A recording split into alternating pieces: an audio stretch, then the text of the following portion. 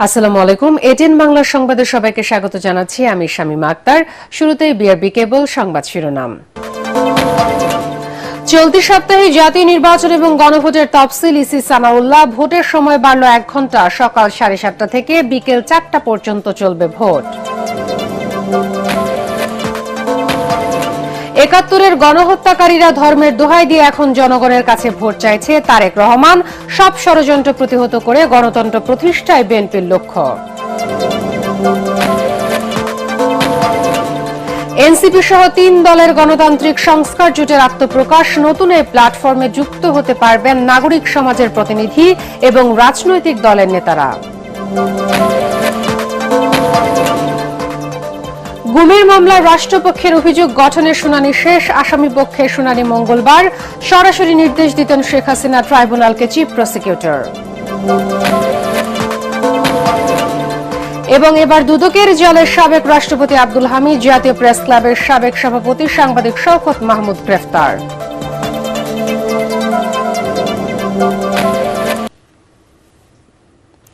শুনছিলেন বিআরবি কেবল সংবাদ শিরোনাম। এবার বিস্তারিত। চলতি সপ্তাহের মধ্যে জাতীয় সংসদ নির্বাচন এবং গণভোটের জন্য তফসিল ঘোষণা করা হবে বলে জানিয়েছেন নির্বাচন কমিশনার অবসরপ্রাপ্ত ব্রিগেডিয়ার জেনারেল আবুল জাফর মোহাম্মদ সানাউল্লাহ। নির্বাচন ভবনে কমিশনের বৈঠক শেষে ব্রিফিংয়ে তিনি জানান, ভোট গ্রহণের সময় 1 ঘণ্টা বাড়ানো হয়েছে। নির্বাচনে অংশ নিতে হলে তফসিলের আগেই উপদেষ্টা বা সরকারের যে কোনো দায়িত্ব থেকে পদত্যাগ করতে হবে বলেও জানান কমিশনার সানাউল্লাহ।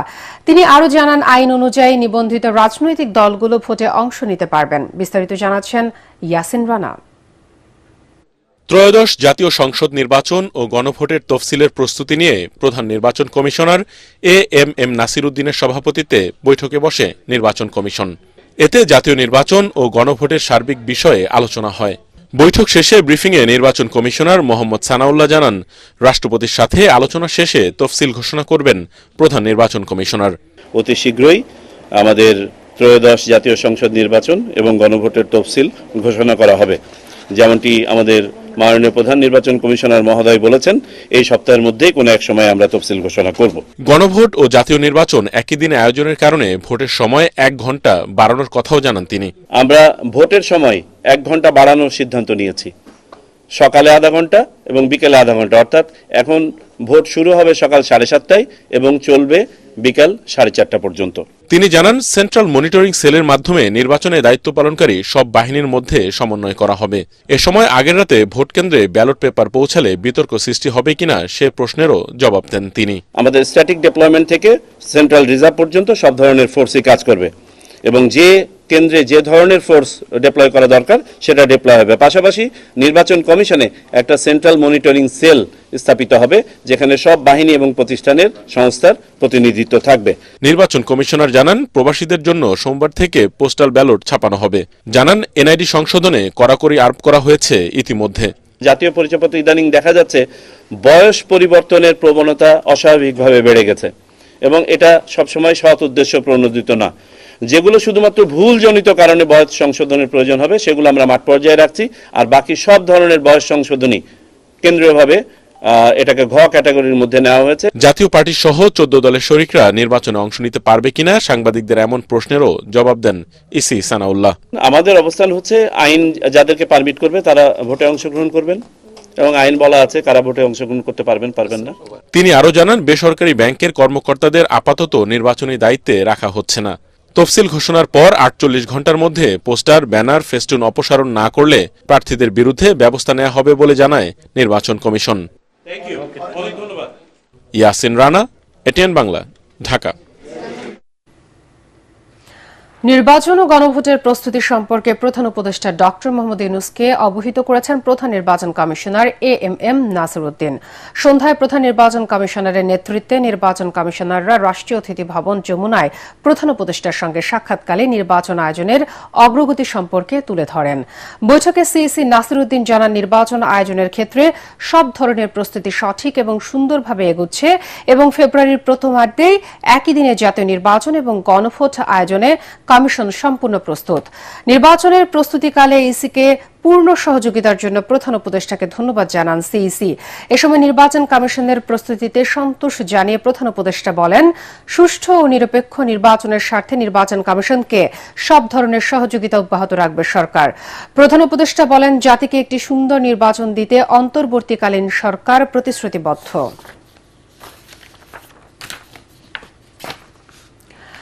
একটি রাজনৈতিক দল ধর্মকে ব্যবহার করে মানুষকে বিভ্রান্ত করার চেষ্টা করছে, এর বিরুদ্ধে সচেতন থাকার তাগিদ দিয়েছেন বিএনপির ভারপ্রাপ্ত চেয়ারম্যান তারেক রহমান। বিএনপির দেশ গড়ার পরিকল্পনা শীর্ষক আলোচনা সভায় তিনি বলেন, যারা বিএনপির বিরুদ্ধে অপপ্রচার চালাচ্ছে তাদের নতুন করে দেখার কিছুই নেই। ৭১-এই মানুষ তাদের আসল রূপ দেখেছে। সব ষড়যন্ত্র প্রতিহত করে গণতন্ত্র প্রতিষ্ঠায় বিএনপির একমাত্র লক্ষ্য বলে জানান তারেক রহমান। কামরুজ্জামান রাজীবের রিপোর্ট। রাজধানীর কৃষিবিদ ইনস্টিটিউশন মিলনায়তনে সপ্তাহব্যাপী বিএনপির দেশ গড়ার পরিকল্পনা শীর্ষক কর্মশালার উদ্বোধন করেন দলের মহাসচিব মির্জা ফখরুল ইসলাম আলমগীর। প্রথম দিনের কর্মশালায় সারা দেশ থেকে ছাত্র দলের নেতাকর্মীরা অংশ নেন। কর্মশালায় বিভিন্ন খাতে বিএনপির উন্নয়ন পরিকল্পনা তুলে ধরা হয়। মির্জা ফখরুল জানান, রাষ্ট্র পরিচালনার দায়িত্ব পেলে আওয়ামী দুঃশাসনের ধ্বংসপ্রাপ্ত সব প্রতিষ্ঠান পুনর্গঠন করাই হবে বিএনপির লক্ষ্য। একটা গোষ্ঠী, একটা মহল ধর্মের নামে বাংলাদেশে একটা বিভাজনের পথ সৃষ্টি করতে চায়। এতে লন্ডন থেকে ভার্চুয়ালি যুক্ত হয়ে সমাপনী বক্তব্য রাখেন বিএনপির ভারপ্রাপ্ত চেয়ারম্যান তারেক রহমান। বলেন, বিএনপি জনগণের রায় মাথা পেতে নেবে, গণতন্ত্রকে বাধাগ্রস্ত করতে সব ষড়যন্ত্র জনগণকে সাথে নিয়ে রুখে দেবে বিএনপি। সামনে অনেক কঠিন সময়ে অপেক্ষা করছে আমাদের জন্য।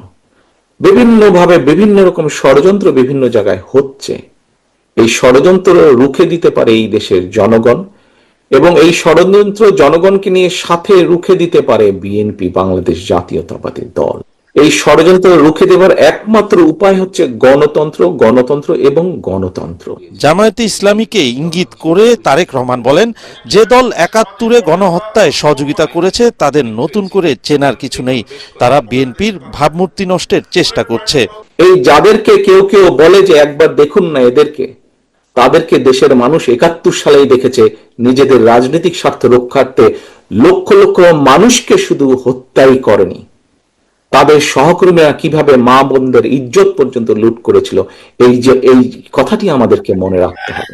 একটি রাজনৈতিক দলের বেশ কিছু ব্যক্তি বিভিন্ন জিনিসের টিকিট বিক্রি করে বেড়াচ্ছে, বিভিন্ন জিনিসের কনফার্মেশন দিয়ে বেড়াচ্ছে। তৃতীয়ত শিরিকের পর্যায়ে পড়ে। কাজে তোমাদেরকে ঘরে ঘরে যেতে হবে এবং বলতে হবে যারা এইসব কথা বলে তারা শিরিক করছে, আপনি যদি তাদের কথা শোনেন আপনিও শিরিকের পর্যায়ে পড়ে যাবেন। বিএনপি দুর্নীতিমুক্ত স্বাবলম্বী দেশ গড়তে চায় বলে জানান তারেক রহমান। স্বৈরাচার যখন দেশ ক্ষমতায় ছিল সেই সময় কিভাবে তারা দুর্নীতিতে খেয়ে ফেলেছিল দেশকে, এবং ২০০১ সালে দায়িত্ব পাবার পরে কিভাবে খালেদা জিয়ার সরকার ধীরে ধীরে ধীরে ধীরে দুর্নীতির অবস্থার উন্নতি ঘটিয়েছিল। আত্মবিশ্বাসের সঙ্গে বলতে পারি, এই বাংলাদেশে যদি দুর্নীতির লাগাম টেনে ধরতে পারে তাহলে একমাত্র বাংলাদেশ জাতীয়তাবাদী দলই পক্ষেই সেটা সম্ভব। কামরুজ্জামান রাজীব, এটিএন বাংলা, ঢাকা। নতুন দুটি দলকে নিয়ে রাজনৈতিক এবং নির্বাচনী ঐক্য করেছে জাতীয় নাগরিক পার্টি এনসিপি। গণতান্ত্রিক সংস্কার জোট নামে নতুন এই প্ল্যাটফর্মে রয়েছে রাষ্ট্র সংস্কার আন্দোলন এবং আমার বাংলাদেশ সেবী পার্টি। জোটের মুখপাত্র এবং এনসিপির আহ্বায়ক নাহিদ ইসলাম জানিয়েছেন, জুলাই অভ্যুত্থানের অঙ্গীকার রক্ষা এবং নতুন রাজনৈতিক বন্দোবস্ত এবং সংস্কার বাস্তবায়ন জোটের লক্ষ্য। নাগরিক সমাজের প্রতিনিধি এবং বিভিন্ন রাজনৈতিক দলের নেতারা দল ছেড়ে আসলে জোটে তাদের স্বাগত জানানো হবে বলেও জানান নাহিদ ইসলাম। এমদাদুল্লাহ বাবুর রিপোর্ট। জুলাই অভ্যুত্থানে নেতৃত্ব দেয়া ছাত্র সমন্বয়কদের নিয়ে গঠিত রাজনৈতিক দল জাতীয় নাগরিক পার্টির জোট করা নিয়ে চলছিল নানা জল্পনা কল্পনা। রাজনৈতিক অঙ্গনে শোনা যাচ্ছিল কখনো বিএনপি আবার কখনো জামায়াতের সাথে জোট করতে পারে এনসিপি, কিন্তু সব আলোচনার ইতি হল নতুন দুটি রাজনৈতিক দলের সাথে এনসিপির জোট গঠনের মধ্য দিয়ে। রোববার ঢাকা রিপোর্টার্স ইউনিটি মিলনায়তনে আমার বাংলাদেশ এবি পার্টি এবং রাষ্ট্র সংস্কার আন্দোলনকে সাথে নিয়ে নতুন জোট করে এনসিপি। এর নাম রাখা হয়েছে গণতান্ত্রিক সংস্কার জোট। জোটের আত্মপ্রকাশ অনুষ্ঠানে দলগুলোর নেতারা বলেন, বড় রাজনৈতিক দলগুলোর কারণে রাষ্ট্র সংস্কার এগিয়ে নেওয়া সম্ভব হয়নি। পুরাতন রাজনীতির ব্যাপারে এদেশের মানুষের প্রত্যেকের একটা মোহভঙ্গ হয়েছে এবং খুবই বিরক্তি মানুষের মধ্যে দেখা দিয়েছে, যার প্রেক্ষিতে সকলেই চান একটা নতুন রাজনৈতিক বন্দোবস্ত আসুক। আমরা বিশ্বাস করি বাংলাদেশের প্রধানত এখন যারা রাজনীতি করেন তারা প্রত্যেকে এই সংস্কারের আকাঙ্ক্ষাকে ধারণ করেন, তাদের কর্মীরা সেটা ধারণ করেন, জনগণ সেটা ধারণ করেন এবং সেই মানুষ আমাদের সাথে থাকবে। এ সময় জোটের মুখপাত্র নাহিদ ইসলাম অভিযোগ করেন, সংস্কারকে পাশ কাটিয়ে নানা প্রক্রিয়ায় দেশকে বিভাজিত করা হচ্ছে। সংসদে আসনের লোভ দেখিয়ে বিভিন্ন দলের সাথে করা হচ্ছে নতুন নতুন জোট। আমরা তিনটি রাজনৈতিক সংগঠন সংস্কারকে সামনে রেখে বাংলাদেশের জাতীয় মর্যাদা এবং অর্থনৈতিক মুক্তির প্রশ্নকে সামনে রেখে আমরা ঐক্যবদ্ধ হয়েছি। আমাদের এই যৌথ প্রক্রিয়া বা এই প্রক্রিয়াকে আমরা নাম দিয়েছি গণতান্ত্রিক সংস্কার জোট। তিনি আরো বলেন, নির্বাচনের পরও সংস্কার, বিশেষ করে অর্থনৈতিক ও গণতান্ত্রিক সংস্কারকে লক্ষ্য রেখে কাজ করবে এই জোট। সংস্কার প্রক্রিয়া বাস্তবায়নের জন্য এবং আমাদের অর্থনৈতিক মুক্তির যাত্রাকে অব্যাহত রাখার জন্য আমরা এই নির্বাচনে অংশগ্রহণ করতে চাই। আর অনেকগুলো রাজনৈতিক শক্তির সাথে আমাদের আলোচনা চলমান রয়েছে। আমরা চাই যে জুলাইয়ের শক্তিগুলা যারা পরিবর্তনের পক্ষে আছে, যারা পুরাতন রাজনীতির পথে দিতে চায় না, তারা আমরা ঐক্যবদ্ধ থাকবো। আরো কয়েকটা দলের সাথে কথা বলছি, তারা আসলে হয়তো আমরা এটাকে একটা কাঠামোগত রূপ দিব। এ সময় বরিশালে এবি পার্টির সাধারণ সম্পাদক ব্যারিস্টার ফুয়াদ এবং লক্ষ্মীপুরে তানিয়া রবের ওপর হামলার নিন্দা জানান জোট নেতারা। ইমদাদুল্লাহ বাবু, এটিএন বাংলা, ঢাকা। বিরোধী রাজনৈতিক মতাদর্শের মানুষকে গুম করা হতো সাবেক প্রধানমন্ত্রী শেখ হাসিনার সরাসরি নির্দেশে। সেসব নির্দেশ তার প্রতিরক্ষা উপদেষ্টা অবসরপ্রাপ্ত মেজর তারিক আহমেদ সিদ্দিকের মাধ্যমে যেত সামরিক গোয়েন্দা সংস্থা ডিজিআইএফ এর প্রধানের কাছে। গুমের মামলার শুনানিতে ট্রাইব্যুনালকে এমন তথ্য দেন চিফ প্রসিকিউটর। গুমের পর ডিজিএফআই এর জয়েন্ট ইন্টারোগেশন সেল জেআইসিতে নির্যাতনের ঘটনায় মানবতা বিরোধী অপরাধের মামলায় শেখ হাসিনা এবং 11 সেনা কর্মকর্তা সহ মোট 13 জন আসামির বিরুদ্ধে অভিযোগ গঠনের আবেদন জানিয়ে শুনানি শেষ করেছে প্রসিকিউশন।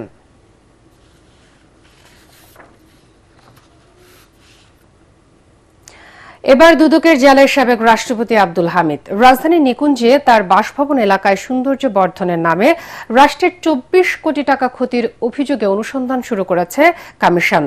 দেখা হচ্ছে অবৈধ সম্পদ আছে কিনা সেটাও। বাংলাদেশের ইতিহাসে রাষ্ট্রপতি এরশাদের পর আব্দুল হামিদের বিরুদ্ধে ব্যবস্থা নিচ্ছে দুদক। রিপোর্টে জানাচ্ছেন মাহবুব কবির চাপল।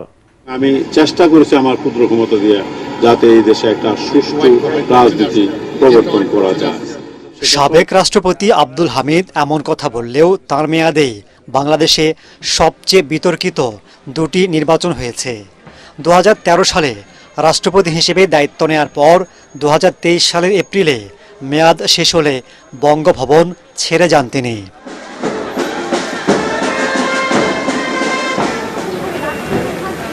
ওঠেন রাজধানীর নিকুঞ্জে নিজের 3 তলা ডুপ্লেক্স বাসায়, যেটার প্লট রাজুক থেকে বরাদ্দ নিয়েছিলেন তিনি। তার আগমনে ঢেলে সাজানো হয় নিকুঞ্জ। ময়লা পানির লেক হয়ে ওঠে স্বচ্ছ পানির ফোয়ারা, নান্দনিক ডিজাইনের ডেক ও ঝুলন্ত ব্রিজ, সকালে হাঁটার জন্য রাস্তা, উন্নত মানের ল্যাম্পপোস্ট সহ বিভিন্ন সুবিধা। এতে রাজুক খরচ করে 24 কোটি টাকা, যাকে রাষ্ট্রের ক্ষতি সাধন বলে মনে করছে দুদক। আব্দুল হামিদের বিরুদ্ধে অনুসন্ধানে নেমেছে কমিশন।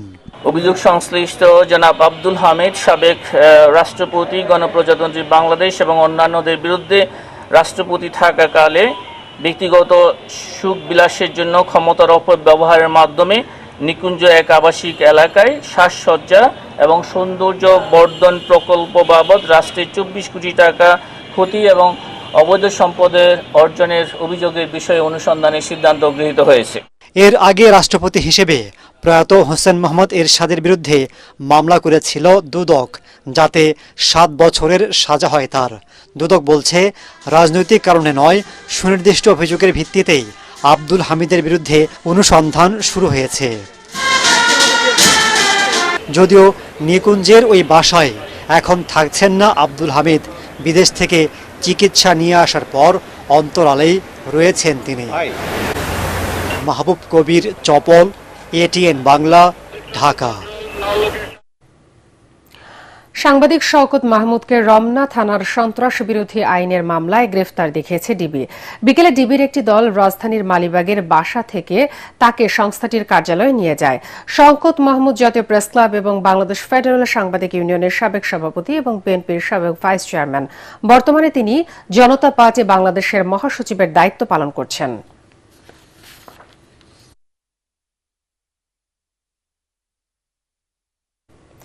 এখন দেখবেন সালাম স্টিল ভোটের গাড়ি। উৎসব মুখর এবং শান্তিপূর্ণ পরিবেশে পছন্দের প্রার্থীকে ভোট দিতে অপেক্ষায় আছেন নারায়ণগঞ্জ ২ আসনের বাসিন্দারা। ২৫০০ উপজেলার ২টি পৌরসভা এবং ১০টি ইউনিয়ন নিয়ে গঠিত এই আসনের ভোটাররা বলেন, বিগত সরকারের আমলে ভোট দিতে পারেনি তারা। তবে এবারও শঙ্কা কাটেনি এখনো। দলীয় কোন্দল বন্ধ না হলে ভোটার উপস্থিতি আশানুরূপ না হওয়ার আশঙ্কা তাদের। নারায়ণগঞ্জ থেকে ফিরে রিপোর্ট করছেন মিজান শাহজাহান। সালাম স্টিল ভোটের গাড়ি নিয়ে আমরা এখন নারায়ণগঞ্জের ২৫০০ উপজেলা সদরে অটোরিকশা দৌড়াতে ঘুরছে না গাড়ির চাকা। এই তীব্র যানজট ২৫০০-এর নিত্য সঙ্গী হলেও সমাধান দিতে পারছে না কর্তৃপক্ষ। সমস্যা কিছু না, আমরা কই বেরোবো অনেক বাজার বড় অটো, আর আমরা সিএনজি ওলা কয়জন আছি, তো অটোওয়ালা গুলো আমরা কই বেরোবো। আগে মনে করেন ড্যামের আছে বেশি, কথাবার্তা বেশি। আগে ক্লাস বর্জন করে অনেক সময় আমরা দেখি যে বিভিন্ন রাজনৈতিক প্রোগ্রামগুলোতে তাদেরকে অ্যাটেন্ড করানো, তো সেক্ষেত্রে তাদের শিক্ষা কিন্তু ব্যাহত হচ্ছে। তো এই বিষয়গুলো যাতে ভবিষ্যতে না হয়। ৩,৬০,০০০ ভোটার অপেক্ষায় আছেন যোগ্য প্রার্থী বেছে নেওয়ার জন্য। তারা বলেন, অনাকাঙ্ক্ষিত পরিস্থিতির সৃষ্টি না হলে এবার বিজয় হবে জনতার। অনেক বছর ইয়াং জেনারেশন নতুন ভোট যারা, তারা ভোট দিতে পারে না। সামনে যে নির্বাচনে যাতে ভোট দিতে পারে, সেজন্য জনগণের আশা আকাঙ্ক্ষা যাতে পূর্ণ হয়। যার ভোট সে যাকে মনে চায় তাকে দিবে, আমার ভোট আমি দেব, যাকে খুশি তাকে দেব।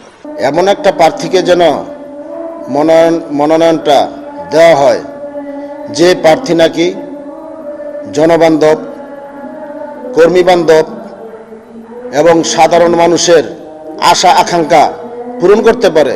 এখানে এরই মধ্যে প্রাথমিকভাবে বিএনপি মনোনয়ন দিয়েছেন দলের কেন্দ্রীয় কমিটির সাংগঠনিক সম্পাদক নজরুল ইসলাম আজাদকে। অন্যদিকে আরেকটি বৃহৎ রাজনৈতিক দল জামাত ইসলামী, বাংলাদেশ জামাত ইসলামী মনোনয়ন দিয়েছেন অধ্যাপক ইলিয়াস মোল্লাকে। নতুন জনপ্রতিনিধির কাছে ভোটারদের চাওয়া বাসাবাড়িতে গ্যাস সংযোগ আর আন্তর্জাতিক মানের চিকিৎসা কেন্দ্র।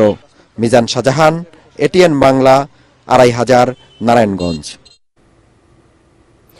ভাঙাচোরা সড়ক, নদী ভাঙন সহ নানা সমস্যা নিয়ে জর্জরিত শরীয়তপুর। জেলার ভোটাররা বলছেন, বিগত সময়ে শুধুই প্রতিশ্রুতি পেয়েছেন তারা, এবার আর কোনো ছাড় নয়।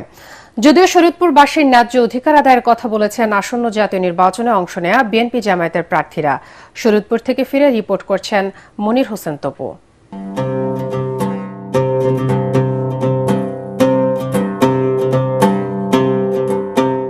সালাম স্টিল ভোটের গাড়ি নিয়ে এবারের যাত্রা অবহেলিত জেলা হিসেবে পরিচিত শরীয়তপুর। মাওয়া এক্সপ্রেসওয়ে দিয়ে পদ্মা সেতু পার হলেই শুরু জেলার সীমানা। ঢাকা থেকে ১ ঘন্টা দূরত্ব হওয়া সত্ত্বেও উন্নয়নের তেমন কোনো ছোঁয়া পড়েনি এ জেলায়। এখানকার সিংহভাগ প্রধান সড়কই সংকীর্ণ ও চলাচলের অনুপযুক্ত। ভোটাররা বলছেন, শুধুমাত্র যোগাযোগ ব্যবস্থায় মহাদুর্নীতির কারণে বড় কোনো শিল্প প্রতিষ্ঠান গড়ে ওঠেনি এখানে। এছাড়া রোগীদের নিয়ে পড়তে হয় চরম ভোগান্তিতে। আগের সরকার যারাই কইরা গেছে, এরা তো রাস্তাঘাট ওইভাবে ঠিক করে যাইতে পারে নাই। তো এখন আমাদের যদি রাস্তাঘাট ভালো হয়, তাহলে আমাদের কৃষিকাজের লেগেও অনেক উপকার হয়। তবে এত সমস্যার পরও আশার আলো দেখছেন ভোটাররা। প্রার্থীরা বলছেন, নির্বাচিত হলে যোগাযোগ ব্যবস্থার উন্নয়নে সবার আগে কাজ করবেন তারা। বড় বড় কথা বলবে, বড় বড় বক্তৃতা দিবে, আর এই ভাঙ্গা রাস্তার পরিবর্তন হবে না। এই রাজনীতিতে আমি বিশ্বাস করি না। আমি রাজনীতিতে বিশ্বাস করি যে এই রাজনীতির মাধ্যমে এলাকার উন্নয়ন হয়। দুর্নীতিটাই সবচেয়ে বড় সমস্যা, সেটা আমাদেরকে থামাতে হবে। ২ নম্বর হলো যে আমাদের কিছু অবকাঠামোগত উন্নয়ন ঘটাতে হবে, যেমন ধরেন আমাদের নড়িয়া ব্রিজটা হওয়া দরকার। গোশেরহাট, ডামুড্ডা ও ভেদেরগঞ্জ নিয়ে গঠিত শরীয়তপুর ৩ আসন।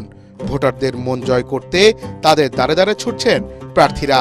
উঠান বৈঠক গণসংযোগে ব্যস্ত সময় কাটছে তাদের। তারেক রহমান সাহেবের নেতৃত্বে নতুন যে জাগরণ হচ্ছে সারা বাংলাদেশে, বিএনপির ওই ধারাবাহিকতা শরীয়তপুরও প্রত্যেকটা পরিবার এখন আনন্দিত এবং সবাই বুক ভরে আশা বেঁধে আছে, এই কারণে যে জানে যে বিএনপি শুধু প্রতিশ্রুতি দেয় না, বিএনপি বাস্তবায়ন করে। প্রার্থীদের প্রতিশ্রুতি অবহেলিত নয়, জনগণের প্রত্যাশা অনুযায়ী গড়ে তোলা হবে শরীয়তপুর জেলাকে। এদিকে নদী ভাঙনে ব্যাপক ক্ষতিগ্রস্ত হচ্ছে জেলার নড়িয়া ও সখীপুরের বাসিন্দারা। এর স্থায়ী সমাধান চান তারা। অবহেলিত শরীয়তপুরের বঞ্চনা থেকে বের হয়ে আসতে চায় এই জেলার ভোটাররা। তারা বলছেন, যেই নির্বাচিত হোক না কেন এই জেলার যোগাযোগ ব্যবস্থার উন্নয়ন করতে হবে, একই সাথে নদী ভাঙন রোধ সহ এই অঞ্চলে শিল্পায়নের ব্যবস্থা করতে হবে। মনির হোসেন তপু, এটিএন বাংলা, শরীয়তপুর। এদিকে সালাম স্টিল ভোটের গাড়ি নিয়ে ফরিদপুরের ভাঙ্গায় আছেন আমাদের আলী আসগর ইমন। তিনি জানাচ্ছেন সেখানকার নির্বাচনী হালচাল। এটিএন বাংলার নির্বাচনী আয়োজন সালাম স্টিল ভোটের গাড়ি চলছে সারা বাংলাদেশ ব্যাপী। আর চলতে চলতে আমরা পদ্মা সেতু পার হয়ে এক্সপ্রেসওয়ে পার হয়ে চলে এসেছি ফরিদপুরে। প্রার্থীরা আপনাদের বাড়িতে গিয়ে ভোট চায় না? জি না, এরকম কিছু এখনো হয় নাই, তবে ব্যানার ট্যানার ছাপাইছে কিন্তু এখনো মানে মাঠে নামে নাই আর কি। আচ্ছা, আপনারা কি এবার ভোট দিবেন তো? জি অবশ্যই ভোট দেব। দর্শক মণ্ডলী, আমরা শুনছিলাম যে আসলে ফরিদপুর 4 আসনে এখনো অতটা নির্বাচনী আমেজ জমে ওঠেনি।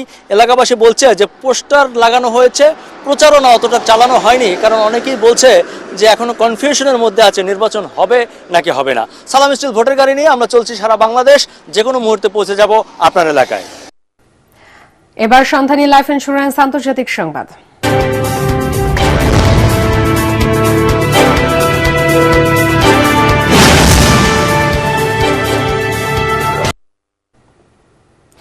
পশ্চিম আফ্রিকার দেশ বেনিনের প্রেসিডেন্ট প্যাট্রিস তালনকে ক্ষমতাচ্যুত করেছে দেশটির সেনাবাহিনী।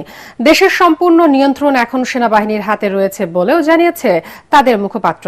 প্রেসিডেন্টকে গ্রেফতার বা দেশের বাইরে পাঠিয়ে দেওয়া হয়েছে কিনা তা নিয়ে এখনো কিছু বলেনি সেনাবাহিনী। তবে প্রেসিডেন্ট কার্যালয় বলেছে প্যাট্রিস তালান নিরাপদ আছেন। সেনাবাহিনীর বেশিরভাগ সদস্য তার সরকারের প্রতি অনুগত রয়েছে বলেও দাবি করেছে প্রেসিডেন্টের কার্যালয়। আগামী বছরের এপ্রিলে পদত্যাগ করার কথা বলেছিলেন টানা 10 বছর থাকা তালান।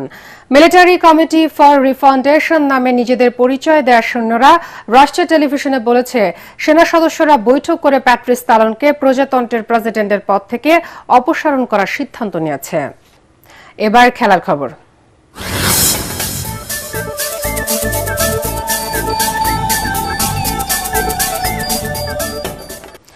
ইস্পাহানি প্রথম আলো আন্তঃবিশ্ববিদ্যালয় ফুটবল টুর্নামেন্টের সেমিফাইনালে উঠেছে চিটাগং ইন্ডিপেন্ডেন্ট ইউনিভার্সিটি এবং ফরেস্ট ইন্টারন্যাশনাল ইউনিভার্সিটি। সাভারের বিরুলিয়া ড্যাফোডিল ইন্টারন্যাশনাল ইউনিভার্সিটি মাঠে প্রথম কোয়ার্টার ফাইনালে জাহাঙ্গীরনগর বিশ্ববিদ্যালয়কে টাই ব্রেকারে পরাজিত করে চিটাগং ইন্ডিপেন্ডেন্ট ইউনিভার্সিটি। অন্য কোয়ার্টারে প্রিমিয়ার ইউনিভার্সিটিকে 2-0 গোলে হারায় ফরেস্ট ইন্টারন্যাশনাল ইউনিভার্সিটি। পরাগ আরমানের রিপোর্ট। চট্টগ্রাম, রাজশাহী ও খুলনার মতো ঢাকা অঞ্চলের লড়াইও শেষ হয়েছে। 4 অঞ্চলের 8 গ্রুপ চ্যাম্পিয়নরা এবার মুখোমুখি কোয়ার্টার ফাইনালে। শেষ 8-এর প্রথম ম্যাচে জাহাঙ্গীরনগর বিশ্ববিদ্যালয়ের প্রতিপক্ষ ছিল চিটাগং ইন্ডিপেন্ডেন্ট ইউনিভার্সিটি। নির্ধারিত সময়ের খেলা 1-1 গোলে ড্র থাকার পর টাই ব্রেকারে জাহাঙ্গীরনগরকে 7-6 ব্যবধানে হারিয়ে সেমিফাইনাল উঠে চমক দেখায় চিটাগং ইন্ডিপেন্ডেন্ট ইউনিভার্সিটি। স্পন্সর প্রতিষ্ঠান ইস্পাহানির কর্মকর্তা এই টুর্নামেন্টের মাধ্যমে দেশের ফুটবলের জোয়ার তোলার কথা বলেন, আর সেমিফাইনাল উঠে ম্যাচ সেরা খেলোয়াড় টুর্নামেন্ট জয়ের আশা করেন। ইস্পাহানি খেলাধুলার সাথে সবসময় জড়িত। অদূর ভবিষ্যতে আমরা চাইতেছি বাংলাদেশে একটা ফুটবল জ্বর চলে আসুক। আমরা চ্যাম্পিয়ন হব, আমরা প্রথমবার সেমিফাইনাল উঠছি, আমরা ইনশাআল্লাহ ফাইনালে চ্যাম্পিয়ন হয়ে যাব। দ্বিতীয় কোয়ার্টার ফাইনালে প্রিমিয়ার ইউনিভার্সিটিকে 2-0 গোলে পরাজিত করে শেষ 4-এর টিকিট পায় ফরেস্ট ইন্টারন্যাশনাল ইউনিভার্সিটি। খেলা শেষে জাতীয় দলের সাবেক অধিনায়ক বিপ্লব ভট্টাচার্য জানান, এই টুর্নামেন্ট বিশ্ববিদ্যালয় লেভেলে ফুটবলের জাগরণ তৈরি করেছে, আর ফরেস্ট ইউনিভার্সিটির ম্যাচ সেরা আতিকুল ইসলাম টুর্নামেন্টের শেষটা দেখতে চান। বিশ্ববিদ্যালয়ে এই ফুটবলটা সারা বাংলাদেশে ফুটবলকে জাগরণ করেছে এবং বিশেষ করে বিশ্ববিদ্যালয়গুলোতে খেলোয়াড় তৈরি এবং খেলোয়াড়দের মধ্যে যে উদ্দীপনা ছিল সেটা আমরা লক্ষ্য করছি। আমি আমার টিমকে স্বপ্নের ফাইনালে উত্তীর্ণ হতে পেরে এবং প্রতিযোগিতার মিডিয়া পার্টনার এটিএন বাংলা। সোমবার হবে আরো দুটি কোয়ার্টার ফাইনাল। ফাইনাল খেলার মধ্য দিয়ে শেষ হবে টুর্নামেন্ট। পরাগ আরমান, এটিএন বাংলা। শেষ করার আগে বিআরবি কেবল সংবাদ শিরোনাম আরো একবার। চলতি সপ্তাহে জাতীয় নির্বাচন এবং গণভোটের তফসিল ইসি সানাউল্লাহ। ভোটের সময় বাড়ল 1 ঘন্টা। সকাল 7:30 থেকে বিকেল 4টা পর্যন্ত চলবে ভোট। ৭১-এর গণহত্যাকারীরা ধর্মের দোহাই দিয়ে এখন জনগণের কাছে ভোট চাইছে। তারেক রহমান, সব ষড়যন্ত্র প্রতিহত করে গণতন্ত্র প্রতিষ্ঠায় বিএনপির লক্ষ্য। এনসিপি সহ 3 দলের গণতান্ত্রিক সংস্কার জোটের আত্মপ্রকাশ। নতুন এই প্ল্যাটফর্মে যুক্ত হতে পারবেন নাগরিক সমাজের প্রতিনিধি এবং রাজনৈতিক দলের নেতারা। গুমের মামলার রাষ্ট্রপক্ষের অভিযোগ গঠনের শুনানি শেষ। আসামি পক্ষের শুনানি মঙ্গলবার। সরাসরি নির্দেশ দিতেন শেখ হাসিনা ট্রাইব্যুনালকে চিফ প্রসিকিউটর। এবং এবার দুদকের জলে সাবেক রাষ্ট্রপতি আব্দুল হামিদ, জাতীয় প্রেস ক্লাবের সাবেক সভাপতি সাংবাদিক শওকত মাহমুদ গ্রেফতার।